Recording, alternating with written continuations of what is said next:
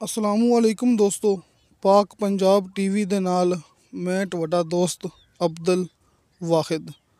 दोस्तों माशाअल्लाह अपने कोले 78 कनाल ज़मीन कमर्शियल इस्लामाबाद बनी गाला।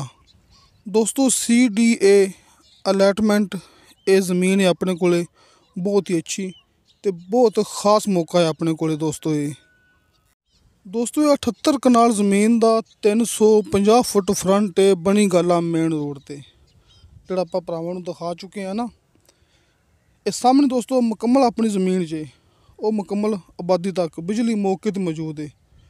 इधरों पहाड़ी तक आ वेखो दोस्तों कि बहुत ही बेहतरीन अपने कोले ज़मीन है कमर्शियल बनी गाला इस्लामाबाद ते बनी गाला इस्लामाबाद ते इंदा 350 फुट इंदा फ्रंट जी।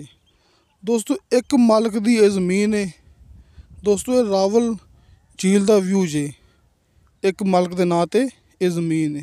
रजिस्ट्री इंतकाल शुदा कंप्यूटराइज रिकॉर्ड शुदा ते दोस्तों 95 लाख रुपया इंदी डिमांड जे कि 95 लाख रुपया इंदी डिमांड है। 95 लाख रुपया कमी पेशी प्यार मुहब्बत हो जाएगा। तुसी राबता करना है डॉक्टर साहब नाल। डॉक्टर साहब दा कॉल एंड व्हाट्सअप नंबर भरावां दे सामने तुसी इस नंबर ते कॉल भी कर सकते जी, व्हाट्सअप ते मैसेज भी कर सकते जी।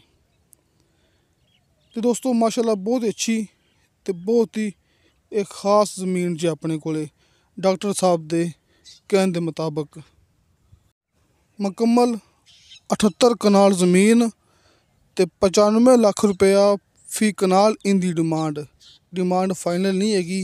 कमी पेशी प्यार मुहब्बत हो जाएगा। तो दोस्तों वीडियो अच्छी लगे तो लाइक तो शेयर ये ज़रूर करो।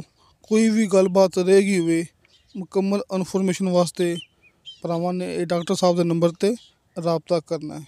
तो दोस्तों इंशाअल्लाह ताला बशर्ते ज़िंदगी बाफज़ले खुदा मिलांगे अगली वीडियो ते। अल्लाह हाफिज़।